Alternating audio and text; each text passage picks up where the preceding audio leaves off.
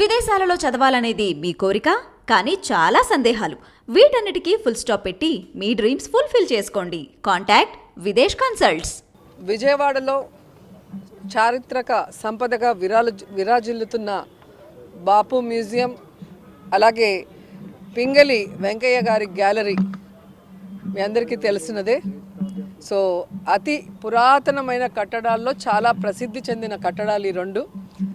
కానీ ఈరోజు జగనన్న ప్రభుత్వం వచ్చిన తర్వాత ఏ విధంగా అయితే దీనికి టెక్నాలజీని కూడా యాడ్ చేసి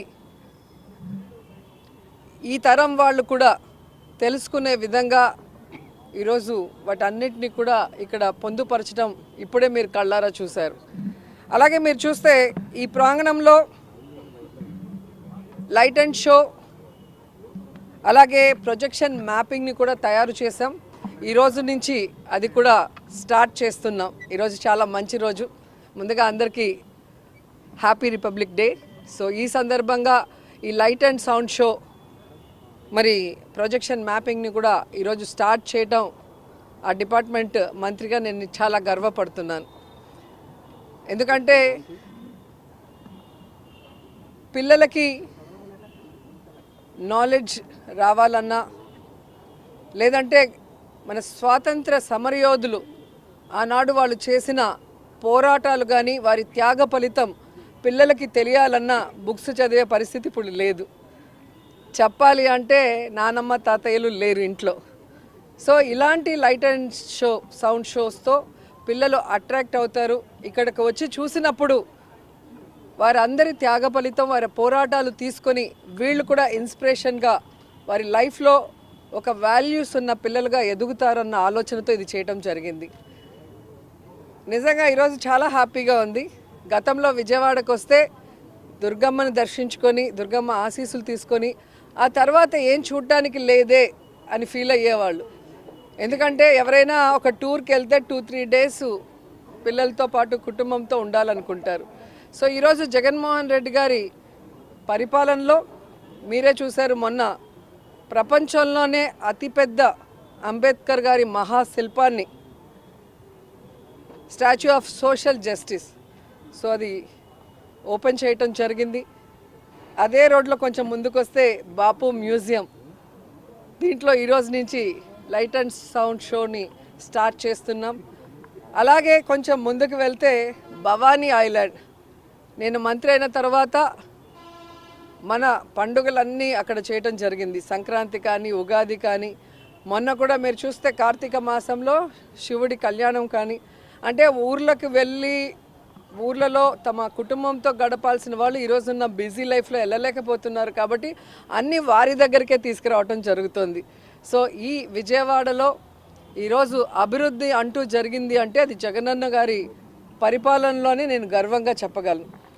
అండ్ ఈరోజు మీరు చూస్తే మా ఆర్కియాలజీ అండ్ మ్యూజియం డిపార్ట్మెంట్ రెండు కూడా చాలా అద్భుతంగా పనిచేసి ఇక్కడ మ్యూజియంలో కానీ అలాగే లైట్ అండ్ సౌండ్ షో కానీ మీరు చూస్తే మీకు గూస్ బంప్స్ వస్తాయి.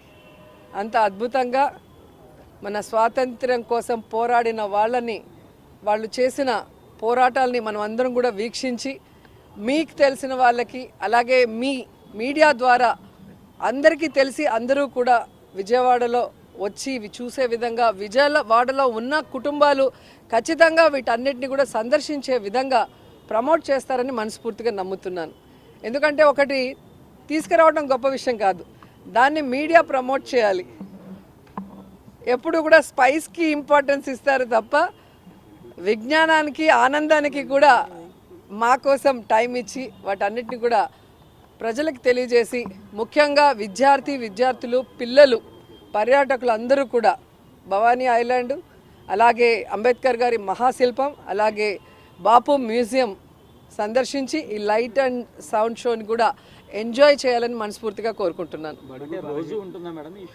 ఉంటుందండి. మన దీంట్లో కూడా ఉందండి, మన కొండపల్లి ఫోర్ట్లో కూడా చాలా అద్భుతంగా ఉంటుంది. నేను 2 times ప్రోగ్రామ్ పెట్టి అందుకే అక్కడికి పిలిచాను. స్పోర్ట్స్లో గెలిచిన వాళ్ళందరికీ కూడా అక్కడ ఇవ్వటం జరిగింది. ఎందుకంటే మన దగ్గర చాలా ఉన్నాయి, కానీ వాటిని ప్రొజెక్ట్ చేసే వాళ్ళు లేక, ఇప్పుడు మేము పెట్టినా కూడా మీరు టీవీలో టెలికాస్ట్ చేసి పేపర్లో దాని గురించి రాస్తేనే కదా ప్రజలకు తెలుస్తుంది. సో దానికి అందుకే మిమ్మల్ని అందరినీ రిక్వెస్ట్ చేస్తున్నా, మన విజయవాడలో ఇన్ని జరుగుతున్నాయి, ఇవన్నీ కూడా తెలియచేసి పిల్లల్ని అలాగే విద్యార్థులకి నాలెడ్జ్తో పాటు ఆనందాన్ని కూడా కలిగించే విధంగా ఉన్నాయి కాబట్టి అందరూ రావాలని కూడా కోరుకుంటున్నా. సామాజిక అభివృద్ధి అలాంటి ఒక శిల్పాన్ని కూడా పెట్టామని అవునండి. కానీ ఎక్కడ సామాజిక అభివృద్ధి జరగట్లేదు అని చెప్పేసి షర్మిల కామెంట్ చేస్తారు. ఇప్పుడు సంక్రాంతికి వస్తారు, వచ్చి మళ్ళీ వెళ్ళిపోతారు. అలాంటి వాళ్ళల్లో వీళ్ళు కూడా ఒకరని నేను అనుకుంటున్నా.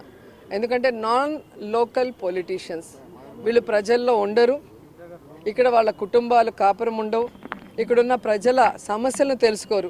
కేవలం ఎలక్షన్స్ వచ్చినప్పుడు సంక్రాంతికి ఎలాగైతే డూడు బసవన్నలు వస్తాయో అలా వస్తారు, వెళ్ళిపోతారు. కాబట్టి ప్రజలకు తెలుసు మొదటి నుంచి ప్రజల్లో ఉంటుంది ఎవరు, ప్రజల సమస్యల కోసం పోరాడింది ఎవరు, అధికారంలోకి వచ్చాక ఆ సమస్యల్ని దూరం చేసి వారికి ఇచ్చిన ప్రతి వాగ్దానాన్ని నెరవేరుస్తూ రాష్ట్రాన్ని అభివృద్ధి చేస్తూ ప్రజలకు కూడా సంతోషాలను అందించింది వైఎస్ఆర్ గారు, జగన్ గారు మాత్రమే. కాబట్టి ఈరోజు ఎవరో వచ్చి ఏదో చెప్తే జనాలు నమ్మటానికి పిచ్చోళ్ళు కాదు. ఇప్పుడు సోషల్ మీడియా చాలా అవేర్నెస్ క్రియేట్ చేస్తుంది. సో ఇక్కడే పుట్టి ఇక్కడే పెరిగి ఇక్కడే ఓటుతో ఆయన ఇక్కడే ఇల్లు కట్టుకొని ఇక్కడే తన కుటుంబం కూడా ఉంటూ ప్రజల మధ్యలో ప్రజానాయకుడిగా ఎదిగిన వ్యక్తి జగన్మోహన్ రెడ్డి గారు. ఈరోజు ఒక పార్టీ పెట్టి తన తండ్రిని అభిమానించే వాళ్ళకి తన తండ్రి లేరు అని ఇక మాకు లైఫే లేదనుకొని ఏడుస్తూ ఉన్న ఈ రాష్ట్ర ప్రజలకి రాజన్న బిడ్డ నేనున్నాను, రాజన్న రాజ్యాన్ని తీసుకొస్తానని పావురాలగుట్టలో ప్రమాణం చేసి ఆ తర్వాత ఎన్ని కష్టాలు, ఎన్ని అవమానాలు, ఎన్ని తప్పుడు కేసులు పెట్టి ఆయన్ని జైల్లో పెట్టినా కూడా ఏ రోజు ఎవరికి తల ఒగ్గలేదు, ఎక్కడా కాంప్రమైజ్ అవ్వలేదు, ఎక్కడా ఏ పార్టీతో పొత్తు పెట్టుకోలేదు, ఏ పార్టీలో విలీనం చేయలేదు. అది నాయకుడి లక్షణం. అంతేగాని పక్క రాష్ట్రంలో పార్టీలు పెట్టి అక్కడ జనాలు చీకొడితే మళ్ళీ ఇక్కడికి వచ్చి కాంగ్రెస్లో చేరి మాట్లాడితే ప్రజలేం పిచ్చోళ్ళు కాదు. ఈరోజు ఆంధ్రప్రదేశ్లో కాంగ్రెస్కి ఓటు అడిగే నైతిక అర్హత లేదు, హక్కు లేదు. ఎందుకంటే బాగున్న ఈ రాష్ట్రాన్ని ముక్కలు చెక్కలు చేసింది కాంగ్రెస్ పార్టీ. 2 సార్లు కేంద్రంలో అధికారంలో కాంగ్రెస్ రావడానికి కారణమైన వైఎస్ఆర్ గారి పేరుని ఆయన చనిపోయిన తర్వాత ఎఫ్ఐఆర్లో పెట్టి అవమానించింది ఈ కాంగ్రెస్ పార్టీ. వైఎస్ఆర్ గారు 2 సార్లు వాళ్ళని రాష్ట్రంలో కేంద్రంలో అధికారంలో తీసుకొచ్చినా ఆయన లేని సమయం చూసి ఆ కుటుంబాన్ని అవమానించి రోడ్డు కీడ్చి జగనన్న మీద తప్పుడు కేసులు పెట్టి జైల్లో పెట్టించింది కాంగ్రెస్ పార్టీ. అలాగే పార్లమెంట్లో తలుపులేసి రాష్ట్రాన్ని ముక్కలు చేశారే తప్ప రాష్ట్రానికి ప్రత్యేక హోదాని కూడా అనౌన్స్ చేయకుండా ఈరోజు రాష్ట్రం నష్టపోయే పరిస్థితి తీసుకొచ్చింది కాంగ్రెస్ పార్టీ. అలాంటి కాంగ్రెస్ పార్టీలోకి ఎవరొచ్చి ప్రచారం చేసినా వాళ్ళు జీరో అవుతారన్న విషయం వాళ్ళు తెలుసుకోవాలి. రీజనల్ పార్టీలు నియంత్రణలో మారుతున్నాయి అని చెప్పేసి కూడా షర్మిల కామెంట్ చేస్తారు. తను కూడా ఒక రీజనల్ పార్టీకి హెడ్గా ఉంది కదా, మరి తనే ఆన్సర్ చెప్పాలి. ఈరోజు జగన్మోహన్ రెడ్డి గారు ఎవరిని కూడా లీడరు, కార్యకర్త అని ఎప్పుడు అన్నాడు. వైఎస్ఆర్ కుటుంబం అంటాడు మమ్మల్ని అందరినీ కూడా.